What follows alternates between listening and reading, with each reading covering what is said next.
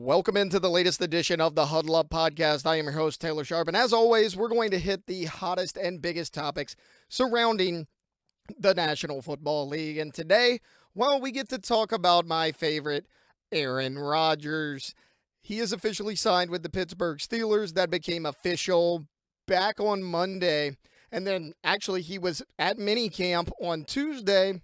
Guy's married. Got him a little ring going on. We don't quite yet know who the spouse is that he has been married to. The name of this person, we have no idea. But Aaron Rodgers is married. Bringing a ring to Pittsburgh, I think that might be the only ring he does bring to the Pittsburgh Steelers. But let's dive into it. So, all offseason long, one of the biggest topics has been, will Aaron Rodgers play in the NFL again?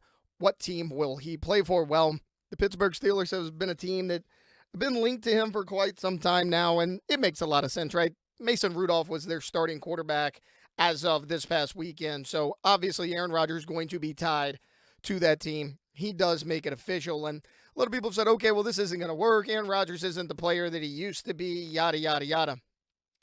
Aaron Rodgers wasn't as bad last season as a lot of people think he was, and look, this is coming from someone who has been very critical of Aaron Rodgers the past, 4 years or so. But you look at Rodgers last year, almost 3,900 yards, 28 touchdowns, 11 interceptions. It's not the MVP level season we've seen him have in the past, but 38 touchdowns, 11 interceptions, 3,900 yards passing. That's really not that bad of a season in a really bad offense over there in New York. So maybe not quite as bad as everyone, kind of points out that he is. I just don't think it's going to work personality-wise with the Pittsburgh Steelers. This has kind of been my stance on this from the get-go, that I do not think that him and Mike Tomlin will gel together. Look, Aaron Rodgers is a little bit of a weirder guy. I mean, I just mentioned he brings up the fact that he's married, is not introduced his wife, nobody knows the name of her, nothing of that sort. He's a guy that likes to keep himself, kind of likes to march to the beat of his own drum. Head coach Mike Tomlin is anything but that. He's kind of an old school, hard-nosed coach, wants everybody to be, more uniform-wise. I just think the personality and ego of Mike Tomlin is going to clash with that of Aaron Rodgers. It's a fit that I've never really seen. I think Rodgers has weapons. I get it. The Steelers don't really have a wide receiver too, but you have DK Metcalf. Pat Freiermuth is a really good tight end.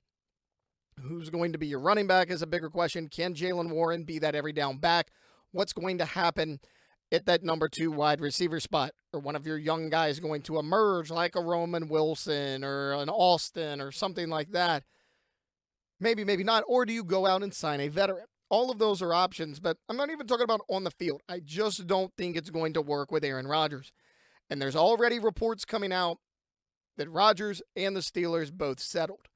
Now, if you remember, a few months ago, Aaron Rodgers says, I want to play football so bad, I'll take $10 million a year to do it. Well, a report came out the other day that apparently the team he was talking about was the Los Angeles Rams. He really wanted to play with Sean McVay. Now, that hasn't been quite confirmed yet, but that is a report that is out there. Obviously, it was very public that he was pretty interested in the Minnesota Vikings. That was kind of the team that he was kind of attracted to the most. In free agency, they roll with J.J. McCarthy, so it's not going to be with the Minnesota Vikings either. He goes to the Pittsburgh Steelers. So it kind of sounds like Aaron Rodgers settled for not his second, but his third option this offseason. But there's a report now that the Pittsburgh Steelers did the exact same thing. This is coming from a very credible source. Maybe you've heard of him. His name is Adam Schefter. Adam Schefter reported that the Pittsburgh Steelers really wanted Matthew Stafford.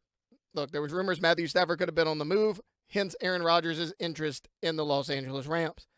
He ultimately stays with the Rams. So after they move on from Matthew Stafford, apparently the Pittsburgh Steelers really wanted to keep Justin Fields. Now, look, I am not exactly the president of the Aaron Rodgers fan club. I have a hard time believing that the Pittsburgh Steelers would rather have Justin Fields than Aaron Rodgers, because I sure as hell wouldn't, even the fact that Aaron Rodgers is 40 years old.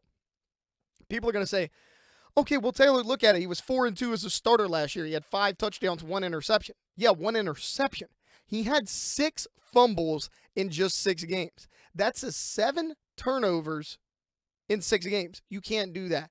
Again, he was 4-2. I understand that, but Let's not forget the fact that Russell Wilson, who this team did not want to re-sign, was better last year than Justin Fields, which is why he ultimately replaced him. I'm not saying Schefter's wrong. I'm saying maybe he got some bad info. I don't believe that the Pittsburgh Steelers truly wanted to keep Justin Fields over a guy like an Aaron Rodgers, unless they had concerns about his personality. And maybe they did. That's certainly been a concern for me. But when you look at it like this, okay, take away what Aaron Rodgers did last year. Because I just broke down the numbers. 38 touchdowns, 11 interceptions, better than a lot of people think. He goes to Pittsburgh. He has to play Joe Burrow, Lamar Jackson, and whoever the hell is unfortunate enough to play for the Cleveland Browns. That's still a tough division. His offensive line is going to be shaky. I don't think he has a running game that's up to par. I don't know if Jaylen Warren can do it. We haven't really seen it from here. You have a stud on the outside in DK Metcalf, who is getting older. Pat Freiermuth, a solid tight end. Outside of that, not a ton of weapons. So Aaron Rodgers goes to a tough division.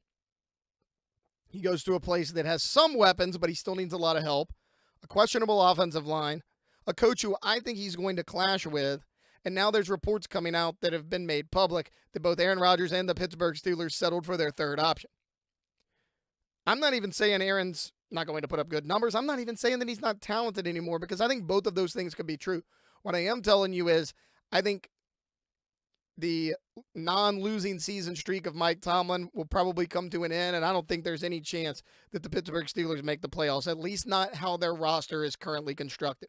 There's too many question marks surrounding some playmakers on offense, and there's too many question marks between the vibe of Aaron Rodgers and the Pittsburgh Steelers. Look, we'll see how this plays out, but I do not have high hopes for Aaron Rodgers and the black and gold. All right, that's going to do it for today's episode of the Huddle Up Podcast. On our next episode, I'm going to tell you which year two quarterback I think could have a really big jump here in 2025. And of course, if you like this content, please like the video, subscribe, comment. That's how we grow this channel. I love to interact with listeners, and we'll see you next time on the Huddle Up Podcast.